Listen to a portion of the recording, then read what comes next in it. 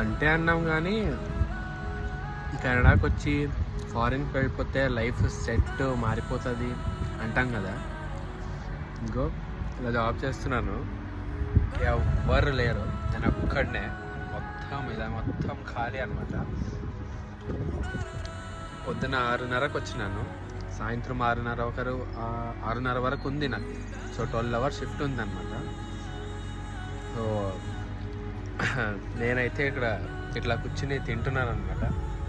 ఇది ఎప్పుడు చేసిందంటే పొద్దున్న చేసుకుని వచ్చి రాలేకును, అందుకనే నిన్న రాత్రి చేసుకుని ఇది బాక్స్లో వేసుకుని అట్లా చల్లగా అయిపోయిందనమాట.